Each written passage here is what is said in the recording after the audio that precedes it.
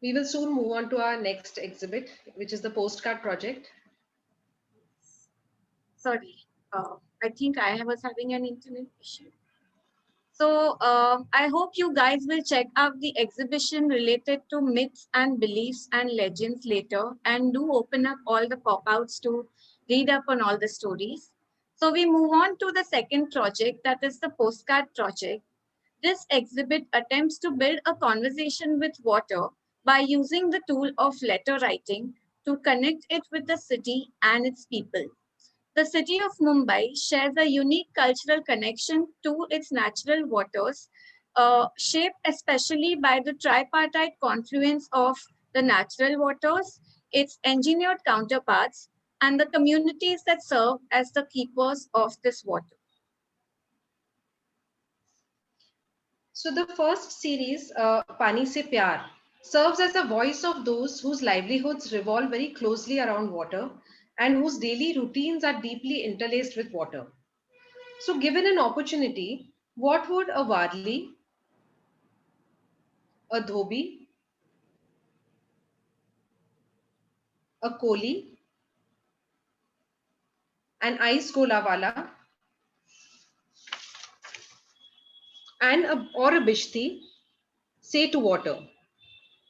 The exhibit Pani Se Pyar explores just that through the series of letters to water.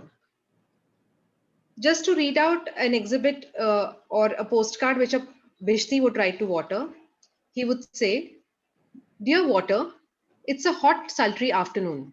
You and I have been trudging up and down the bazaars and mohallas around Muhammad Ali Road all morning. I stopped to rest my feet outside the Minara Masjid. The heavy water carrier, the mashk, which I have filled from the Kalba Devi Bauli, is gnawing away at my tired shoulder. Finally, a customer stops by and you quench his thirst, musky and sweetish in flavor, typical of that of a goatskin mushk. Not many remember the Bishtis anymore. We, who derive our name from the word Bahisht or paradise. Even fewer know of the role we played as water carriers in the British Raj, as we quenched the thirst of millions during wars, construction projects, and in public spaces without physical contact with the customers. Today, our function has been taken over by water tanks, bottled water, and other beverages. And our role in the city is disappearing, as are our meager earnings. We are probably the last generation of Bishtis. But I wonder that with the growing water needs and depleting resources, will we re emerge as a needed entity in the cities of the future? Yours, Abishti. A very critical question indeed, Minaz, concerning all our water futures are in a lot of uncertainty. So we'll move to part two of the postcard project, which is the Panika Pagan. So this particular exhibit deals with the message that the water would like to give to us from the city.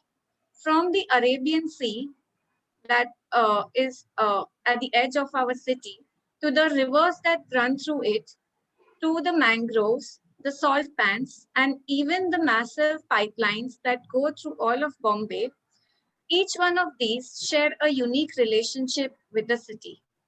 Given an opportunity, how would each of these express their feelings about the city?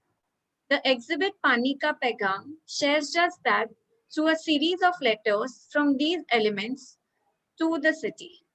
So I would like to read out this one from the pipelines. Dear Mumbai, I travel long distances to reach you, over 150 kilometers. Cutting through villages, hamlets, and natural habitats, the inhabitants of these villages watch silently as I carry in my cavernous belly a resource more precious than a roti, kapra, or makan, a resource that is rightfully theirs but is taken away to fulfill the insatiable need of the city and its water supply needs. I was first laid out around 1860 by the British, connecting to a lake that was much closer and fulfilling a requirement that was significantly smaller. And yet, as Mumbai grew in space and numbers, my branches grew as I reached out ravenously to far off water sources. Every day, as I cut across the city's length, I silently witness the raging battle between enormous waste and colossal want for this life-sustaining resource. With over half of its inhabitants living without adequate access to water, I blame myself for failing the masses. But today, I ask you, dear Mumbai, am I the only one to blame? Yours, the pipelines of Mumbai. So there is one special message we have for you guys here. As you can see, all of these postcards are available to download for free. So you guys can print them, download them, print them, share it with your friends. You have a space for your address and stamp. So do pass on the message of water and buy water to your friends, and do tag Mumbai Water Narratives when you do so. With that, we move on to our next exhibit, which is Water and Communities, the Water Keepers of Mumbai. So Mumbai, as we know, is a mosaic of communities. Through this exhibit, we look at the diverse and unique practices that connect these communities to its natural and artificial water bodies. The first exhibit we are looking at is the Umrajapani, or Finding a Fig Tree. We would like to thank Padmini Chakravarti for her contribution towards this exhibition. So this exhibit gives us an insight into the customs of the East Indian community, who are amongst the original inhabitants of the islands of Mumbai. They were primarily agriculturists by occupation and thus dependent on wells for irrigation. Our focus for today is basically the ritual of Umrajapani. It literally translates to collecting water from a well located in the vicinity of an umar tree or the Indian fig for a ritualistic bath of the bride and the groom on the eve of their wedding. This ritual acknowledges a hyperlocal geography that anchors the East Indians to the land of Mumbai. So as you can see, we have designed the exhibition in the form of a wedding album with the backdrop of a traditional Lugra sari, which is the hallmark of the East Indian community. So let us walk through this ritual procession, which would definitely be incomplete without some music.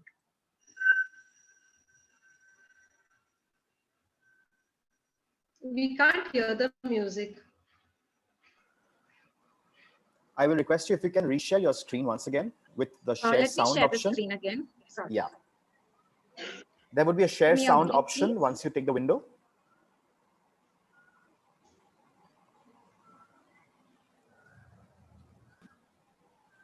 Are you able to see my screen? Yes. Yes.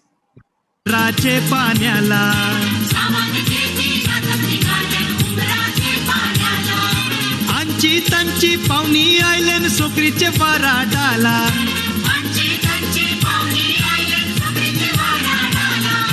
Jean pant घालून aunty नाचते उमराचे पाण्याला काय दणका आयलाय आखे गावामंदी चालू भरावला उमराचा पाणी. Let's move on to our next exhibition, which is relating to the Koli community. Our exhibit, Me Ahe Koli, is a tribute to the Koli community, who have been known to inhabit Mumbai from the time when it was a set of 7 islands and long before it became known as a city of dreams that it is today. The Kolis have stoically survived these waves of change and added a colorful identity to Mumbai, their vibrant music and dance, colorful attire, boats and homes, and their delightfully piquant cuisine.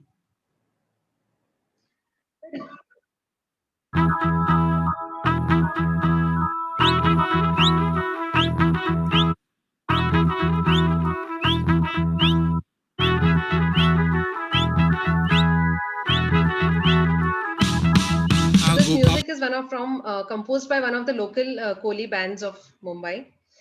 And the research of this exhibit took us to the fishing villages of Versova, Mud, and the magical Ambua Island, where we met the central character of our story, Natal Maushi.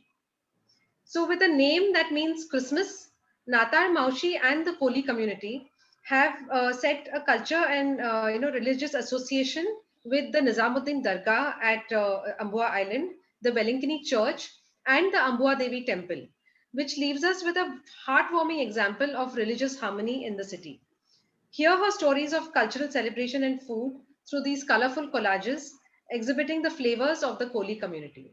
So let us hear what Natar Maushi has to say about their culture.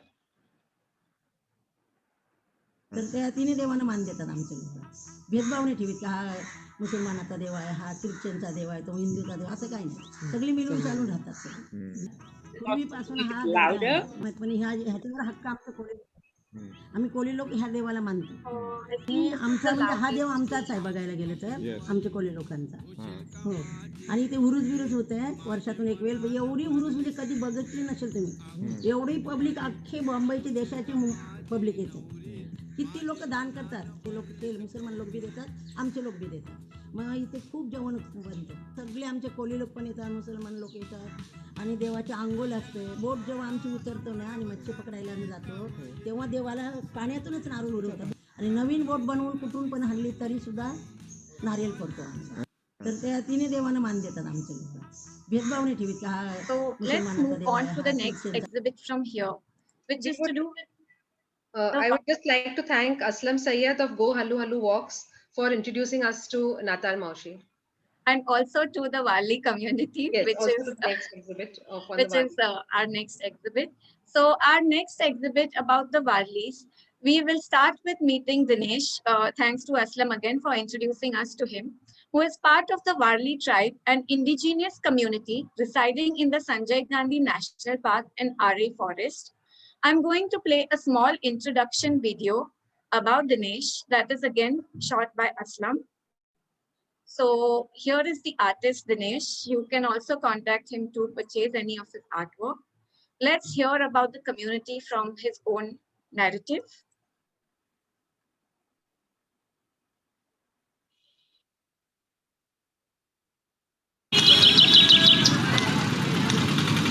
Mumbai हे एक सुंदर बेट आहे आणि मुंबईमध्ये मधोमध जंगल आहे आणि त्या जंगलाचं संरक्षण करण्यासाठी वारली समाज आहे.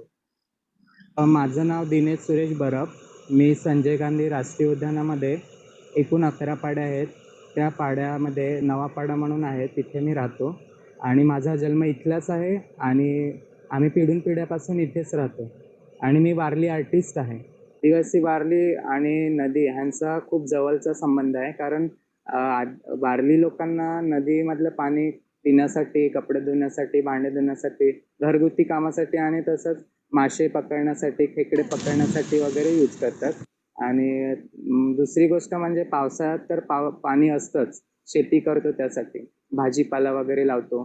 पण जेव्हा पाणीचा सीझन जातो तेव्हा नदीमध्ये थोडंसं पाणी असतं, मग तिथे विहिरे वगैरे बांधले जातात आणि ते पाणी मग झाडांसाठी, भाजींसाठी यूज करतात. त्याचप्रमाणे नदीचं जेव्हा पाणी चालू असतं तेव्हा त्याच्यावर बंधारे टाकून पाणी अडवलं जातं, मासे पकडले जातात त्यासाठी. या प्रकारे म्हणजे खूप जवळचा संबंध आहे नदीशी वारली लोकांचा. It always amazes me when I look at this video that the video has been shot in Bombay itself, that too against the backdrop of our very own Dahisar river. So big thanks to Aslam Sayyed again for making this possible. So we commissioned Dinesh, who is the only surviving Warli artist in Sanjay Gandhi National Park, to especially create this series of artworks for the Confluence exhibition. So he regularly uses colored stones found in the Dahisar River to make all of his paints from scratch. For this particular series, he has used the traditional rice paste on canvas. So for the Confluence exhibition, Dinesh shared with us three of his stories relating to water that he could recollect. So the first one is the story of how God sent man down to earth, floating in a river, adrift, a musical instrument called tarpa, which is made of a dried bottle gourd. The second was basically of his childhood, when an elephant had been brought into the Sanjay Gandhi National Park, and his memories of bathing with that elephant in the river. The third story is that of the legend behind the naming of the Tulsi Lake that was told to him by his grandmother. So you can hear the stories as narrated by Dinesh himself over here. So let's hear some of one of the stories.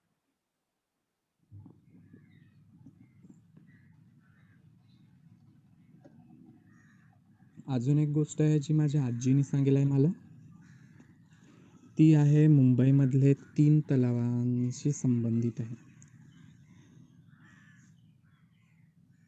जेव्हा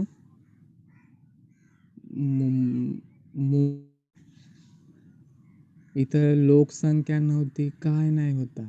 British आलं, ब्रिटिशाचं शासन आलं तेव्हा शहर वाढला, लोका वाढली, तर लोकांना पाण्याची गरज वाटायला लागली. तेव्हा ब्रिटिश सरकारने आपले मुंबईमध्ये म्हणजे बोरिवलीच्या जंगलात, कण्हेरीच्या जंगलात 3 तलावा बनवली. एक आहे तुळशी, दुसरा आहे विहार लेक आणि तिसरा आहे Powai So lake. you can hear the rest of the narration for each of the stories here. You can also contact Dinesh if anyone wants to commission or buy his artworks or simply visit him at the Wali village. On that note, I would like to hand over the screen to Berjis as he takes us through his insights about the Parsi community.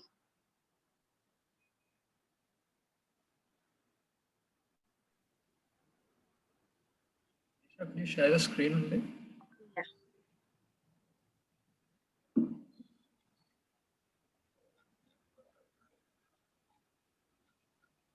Berjis, let me know when you want to scroll. So, give you a background on water and Zoroastrianism. I'm a member of the Zoroastrian community, a priest.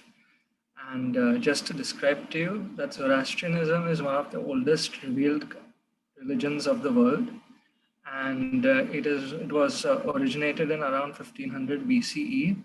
And the key belief of the religion is in upholding the preservation and protection of the 7 creations of God. And God is believed to be assisted by a hierarchy of divinities, and therein each divinity is tasked with looking after a different aspect of the 7 creations of God.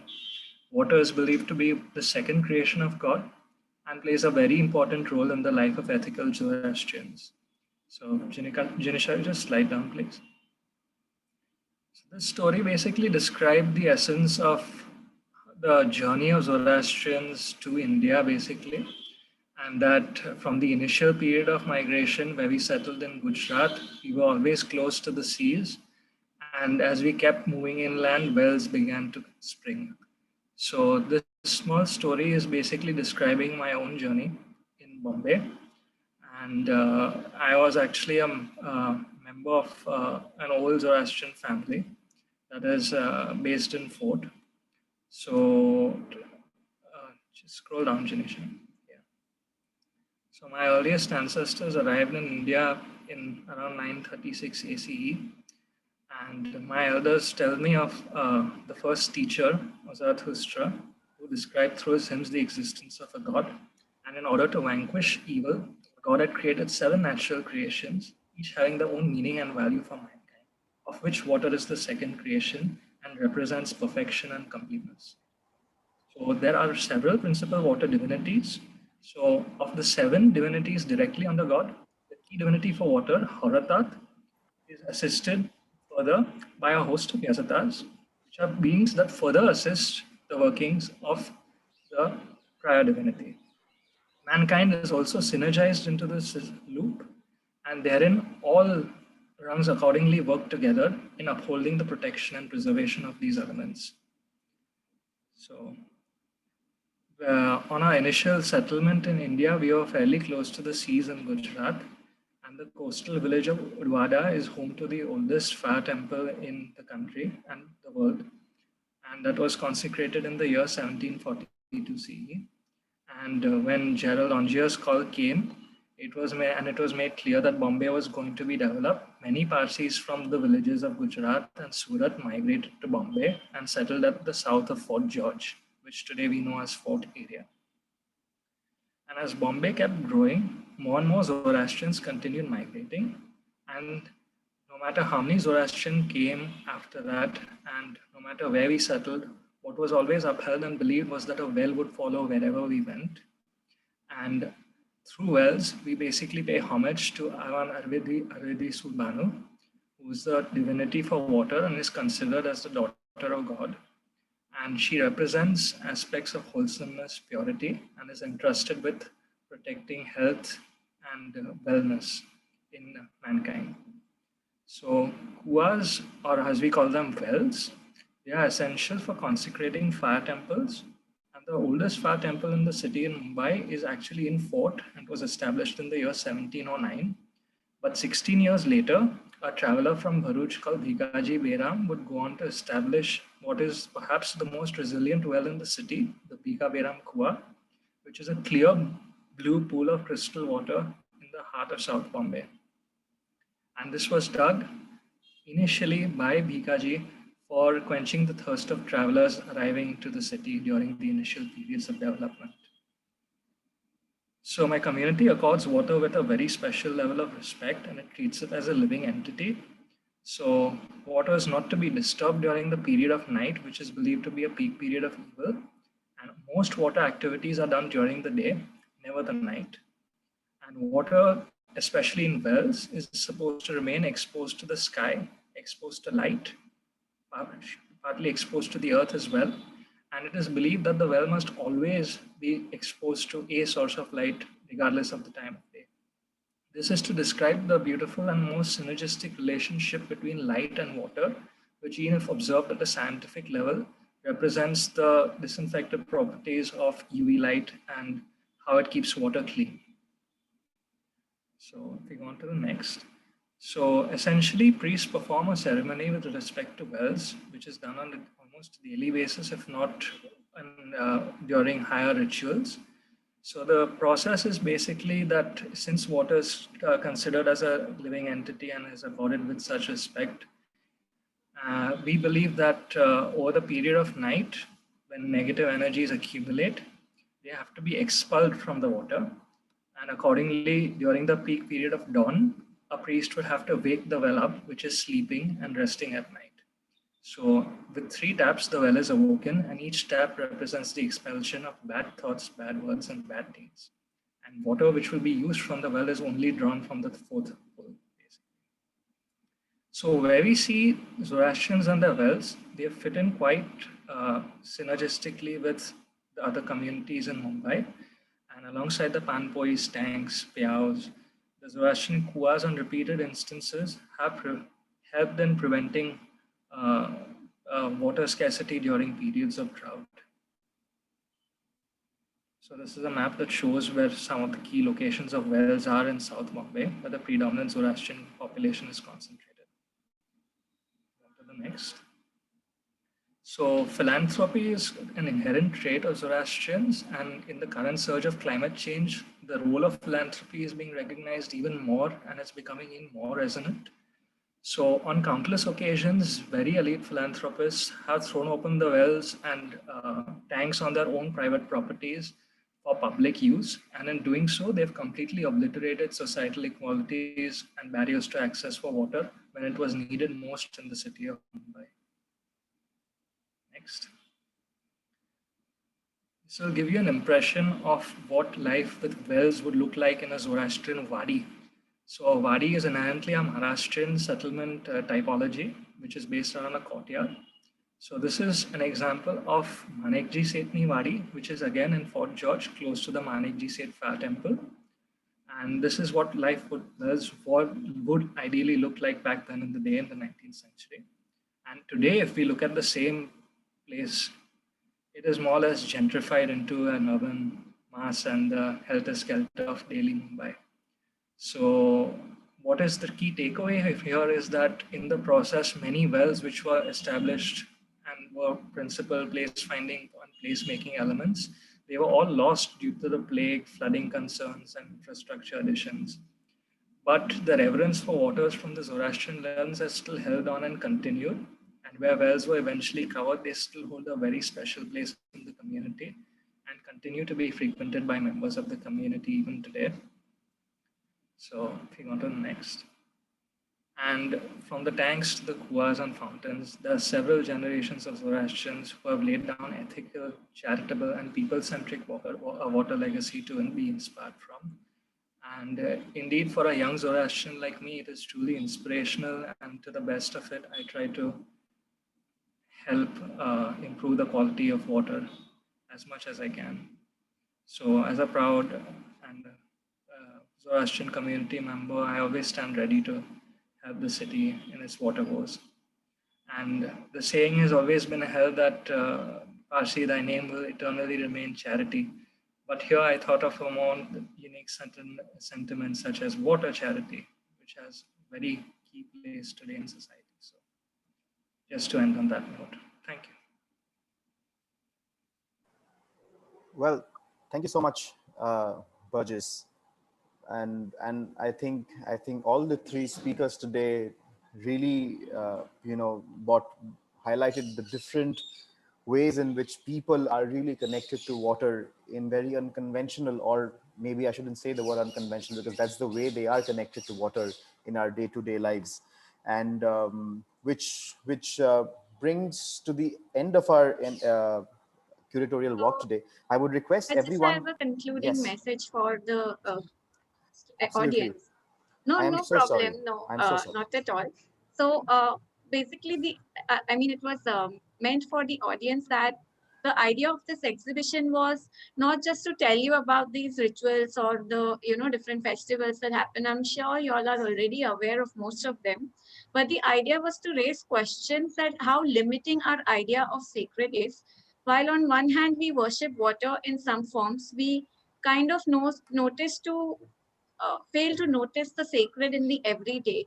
So the simple magic of water around us, the beauty or abundance of the monsoon, or the availability of potable water at the turn of a tap, or the inherent quality of water to cleanse our bodies, cook our food, and quench our thirst. So those are some of the things we also want the audience to reflect on. Sacred doesn't only mean religion. Like that was one of the things. So, Minaz, you want to end? Yeah, so as Jinisha very rightly pointed out, the section celebrates water and faith through various interpretations that we see in the city. And we would like to urge our audience to expand on this idea of sacred and to recognize that every form and every drop of water on this planet is sacred beyond measure. We would also like to thank Living Waters Museum, Dr. Sara Ahmad, and Ipshita and the entire team for creating this beautiful platform. And it has been a wonderful experience for us to partner with so many wonderful people over here. And we would also like to thank Mehvesh Sayyed, Jovel Silva, Mridhanini Pandit for shaping the graphics of the exhibition. The photographers or people who contributed their photographs, Pratik Chorge, Mohammad Isa Sheikh, Vanessa Lobo, Sunny Tank, Aslam Sayyed, and Padmini Chakravarti for their contributions. I would like to thank my dad, Mr. D.A. Sheikh, for his insights on the scriptures of various religions which we have used. And of course, I would like to thank Dinesh Barak for his work. Thank you so much. It's been a wonderful experience. And thank Over you to to you, the Sukhvir. audience for their patience. Absolutely. Yes, of I course. think we've had an overwhelming response from the audience, with like so many people joining us on a weekday evening to listen to y'all, and of course with the great work that has really come up from y'all. It's totally deserving, and a big round of applause from Zoom. Well, we can give emoticons to the three of you for curating us so well. But before we end, I'm guessing we don't have any such questions as of now on the chat box, but I would like to ask a question to the panelists today, that when we talk about faith, when we talk about culture, and we do have tangible examples of how people are connected to these cultures these days, with water as, of course, the medium. But when we look at governing bodies who actually take the decisions, towards development, towards a better tomorrow, governing bodies often tend to not accept or not look into these aspects of water, and they often tend to get unlooked at. Now, I want to ask you all the panelists a question: that how do we come to or like, if I may say, on the other side, we also tend to end up romanticizing about these things at certain times. But how do we come to a juncture where we actually take these into consideration in our developmental decisions that we take? And how does an institute like Living Waters Museum like play a role in that? If y'all may answer that question. Okay, so I think the you kind of answered the question partly. Uh, Initiatives like the Living Waters Museum and this project like Mumbai Water Narratives is a very big step in making the whole populace, across various disciplines, understand water around them, start looking. Sometimes some things are so obvious in our life that we kind of, are unaware of its importance and its sacredness, so to say. So it's important to for these platforms to raise these issues and to reach out to different sets of people, which include the people in the the governing bodies of our cities. And I would say something like Mumbai Water Narratives. It has been a beacon of hope in the pandemic. It has been, a lockdown project. It has turned a negative situation into one of, pulsating with positivity. And I think from here, it's very important that we take these projects to schools and colleges. We consider children as, the key stakeholders in the city today or in the globe today. Because if we are able to inculcate within them the values that we are trying to portray to this exhibition, then I mean, our future is secure, our today is secure. I mean, they are great influencers to various age groups. So taking this project to schools, to parks, to playgrounds, to bazaars, to promenades, and getting a maximum kind of a viewership to this is going to play a very important role. These are stories which everyone needs to hear. And I think also it is a lot about introspection. I don't know how much we can really change anyone. We can always present ideas, but if we ourselves are ready to change, if the change starts with us, it always has a ripple effect, and that ripple effect always reaches out to others. I mean, there is no dividing line between governance and us. We are all, as they say, connected through water. Absolutely, yes. It's the same Right. water that the dinosaurs had and our ancestors had, so we are all connected. And we can all be a part of the solution. We should not look at governance as the other side of the picture, but consider ourselves empowered enough to be part of the solution. Just to I think add you to like what very sharp thing. Minaz has said, said that we all are a part of the solution. And this also comes from the fact that when we take up the ownership of water. So, for example, Sukriti said that there's a very romanticized way of looking at culture. Right. Now, that happens when you also have a very superficial ownership of water, which is limited to a religious lens or a cultural lens. But we should also look at water as being present everywhere, literally from the food we eat, the products we use, the kind of water Absolutely. footprints we have, and the people, the equity issue and all of that, which are discussed in some other galleries.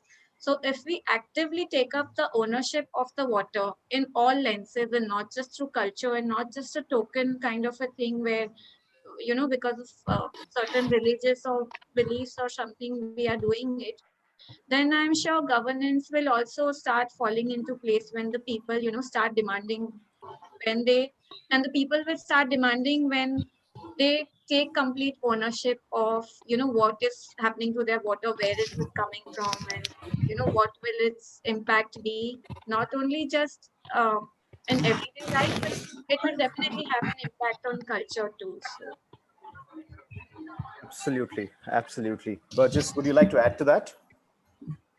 Yeah. So I do believe in the same thing that Jinisha and Minaz are trying to convey, is that the perception of water as a service has to change to water as a resource, water as a resource that should be conserved sustainably. Water pressure cannot entirely go simply on a governance system. This rather calls for a very much integrated approach amongst various stakeholders and, of course, people as well, to So everyone has their own responsibilities towards water, how to use it. I do believe that culture plays a very important role in laying down the ethical foundation on which most of our practices can be based on, our future practices can be based on. No matter how advanced technology keeps increasing day by day, we still need to uphold conservation for water in the same spirit. Thank you so much. I think we got really very interesting views from all the three panelists today, from different avenues actually, and that is what we as an institute at the Living Waters Museum we try to do. We really try to bring in people from different backgrounds and different perspectives to bring in their point of view, and we all come to a midpoint and really try to analyze how water plays such an important role in life, and especially culture. It's such a vast topic that it's really hard to really put everything within 1 hour or just discuss about it. I'm hoping that we will be able to bring out more for everyone. I see a lot of kudos and congratulatory messages for all of you out there. So and I'm sure it's absolutely the hard work that everyone put into this, and this exhibition has come out so beautifully. And I would request you all to please go through the other galleries as well, which have been beautifully curated by all others. We will be having the other curated walks in the coming days in this week. And for those who have missed the curated walks, we'll be uploading the recorded videos of these curated walkthroughs on our YouTube channel in Living Waters Museum in YouTube. And you can always go through them if you want a curated walkthrough of the gallery. So we look forward to having you all again in the coming days. We'll be having this exhibition till Friday, and we have some great talks, some great panel discussions, and more curated walks of the other galleries. So be there, and we hope, I'm sure you all will enjoy this. If anyone has anything to say at this point, the floor is all yours. Dr. Sarah, I see you're online. If you would want to make the concluding remark, the person behind all this, and along with Ipsita. If you would want to make the concluding remarks. No, I don't have anything much more to add, Sukrit. I just wanted to quickly correct one of the things you just said. The exhibition is online for 1 year, and the talks and panels continue till Saturday. And hopefully Confluence will have other editions which will focus on other aspects of water, for example, navigation and trade and artisans, arts and crafts.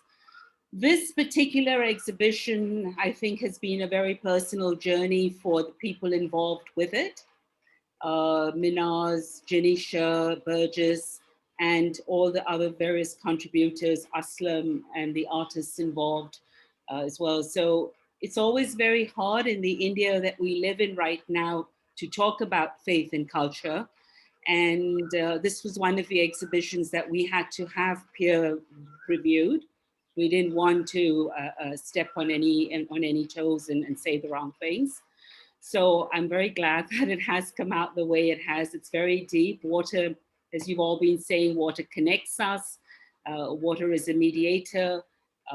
We know that there are water wars and conflicts happening all over the world, but at the same time, the way that water cuts across all our faiths is incredibly beautiful. And the exhibition, the various galleries over here, the various sayings from our scriptures talk about water in terms of peace building and development. And that is the important message that we need to get out to young people, that we don't normally in academic courses and all, the whole concept of the ethics of water is often missing. And that's what we need to be focusing on.